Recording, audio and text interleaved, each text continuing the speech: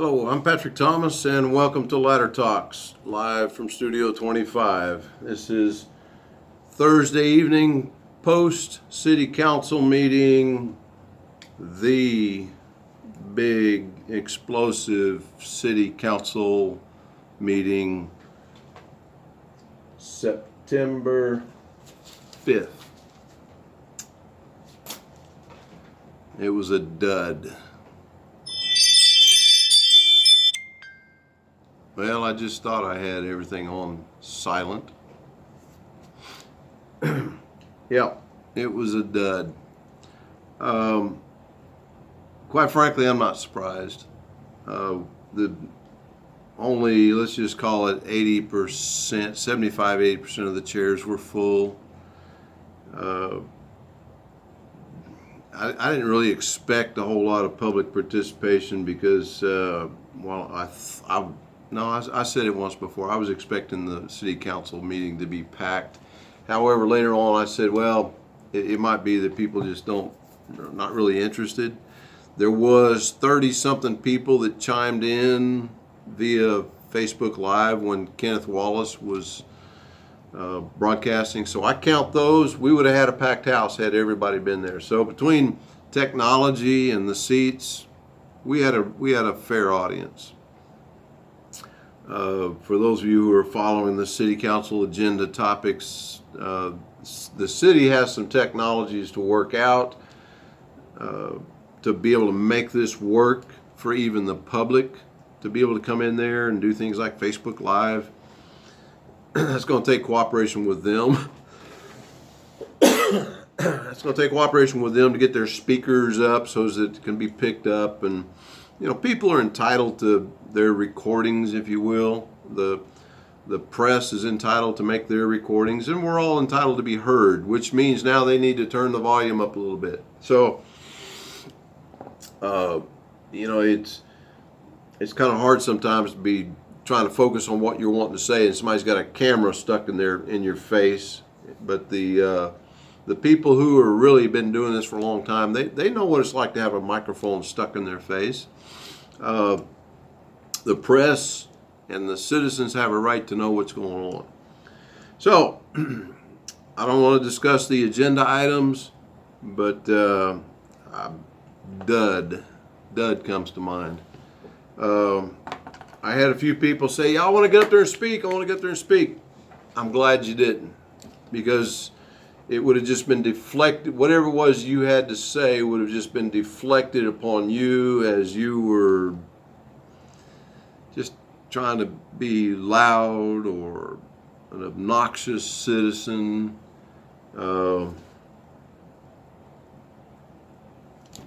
Some things that were said in the response to this meeting before the meeting. I did not expect City Councilwoman Mary Twitty to say anything. I didn't expect her to say anything. And I didn't expect City Councilman Gary Sipes to say anything. I probably wouldn't have said anything either if I'd have been either one of them. There's nothing to be said by them. I mean, if they feel like they want to make an apology or whatever, but it was. I didn't expect it. Some of the other city council people, I don't know if they were just trying to maintain their own civility, if they were trying to maintain friendships. City Councilman Kenny Elliott, he spoke. He wasn't. He didn't have enough substance to speak like City Councilman Terry Sansing did. City Councilman Terry Sansing was the one who walked in on the meeting before the meeting, and his inquiry, he was the one that was, as he put it, lied to. And those were, as he said in that meeting, some of his friends that were in there. And so some of his friends, or what he thought to be friends, were caught up in the lie. Mayor Johnson had a few words to say, like, I sort of thought we could all work together. I think Mayor Johnson is realizing this is not what he expected to. I mean, let's be fair in his defense. It was a justice of the peace.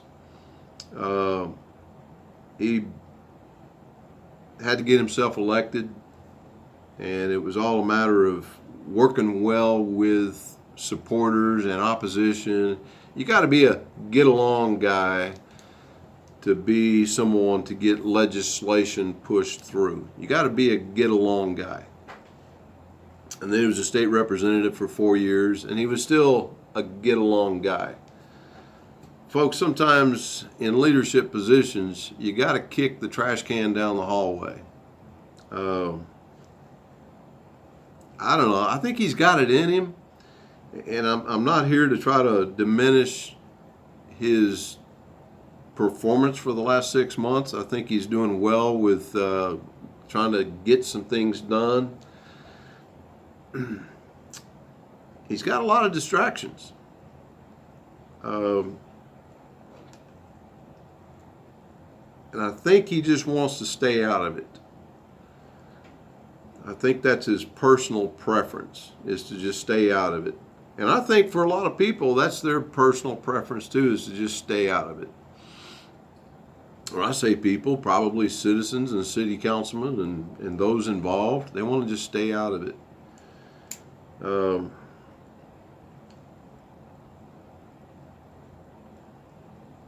I know the citizens feel outraged because this is their representation, and this is a lot of people got behind some of these people involved. A lot of people got behind Mayor Johnson. I think sometimes whenever you get yourself elected into positions, sometimes you end up writing checks that you can't cash. You end up making promises that you just can't keep. And I remember during the campaign, I told people, I'm not going to make you any promises, and I'm not even going to come across like I'm sounding like I'm going to make you any promises.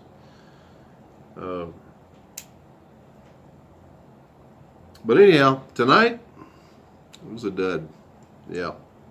I don't know what's going to happen whenever City Councilman Smith returns. I don't know if there'll be any more discussion. I half expected somebody to say, hey, let's wait till she gets back from her personal time away, whatever her excuse was for not being there tonight. That didn't happen. So I think what was said tonight, it's going to be it. That's it. That's it. It's done. It's over with. And it'll go down as being, like I said, it'll be the dud. City Councilman Sansing did his due diligence, and as he said, he is now notified whoever it is he notified, and now it's on them to decide what to do. So we sit back and wait. We just sit back and wait. The fallout of all this is what concerns me. Trust has been violated. Will people reward some of these behaviors with re-election?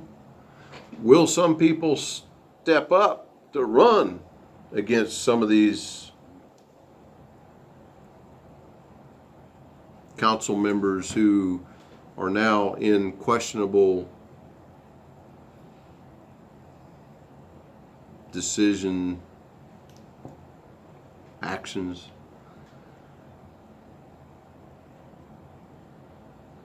I've heard in Jacksonville people say the voters' memory is very short. 3.5 years from now, when those city councilmen are up for election, they will have done some other things that will help to bury this. It'll be buried in the memory banks of hopefully some good things.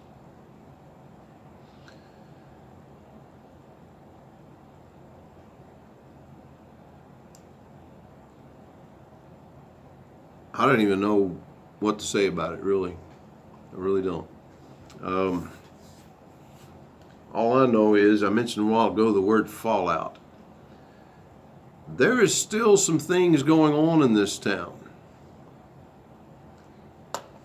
And just moments before this recording, before I started this recording, I got a phone call from a citizen telling me something that really concerns me. And I'm not trying to be dramatic on that, and I'm not going to discuss it right now.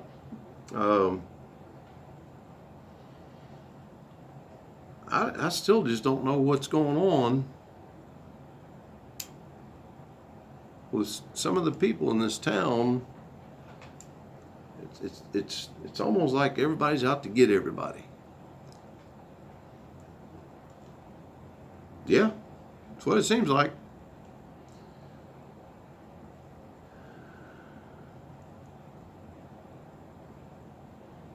What Mayor Johnson said about working together, I've been mumbling under my own breath. How's unity working? Folks, nothing has changed in this town. I've said for a long time now, this town is way too diverse to get everybody to work together. What you have is little groups, and some of those groups are going to work together over here, and some of these groups over here are going to work together, but you're not going to get the whole community to work together. We've got retirees that want to be left alone. We've got different ethnic groups that they want to stay within their ethnic groups and work together. Yeah, we might come together on Trash Pickup Day or Keep Jacksonville Beautiful Day, and we might walk the streets together on a Street Fest Day, and we might go over to the Dupree Park and have a Festiville event. It's sad. It really is. It's sad. This town does not work together. And what you've seen tonight on the city council, as Mayor Johnson had alluded to, I hoped that we could work together. I'll pull up his video here one of these days and write the quote down. But he was suggesting that when he was elected mayor, he thought we could all work together.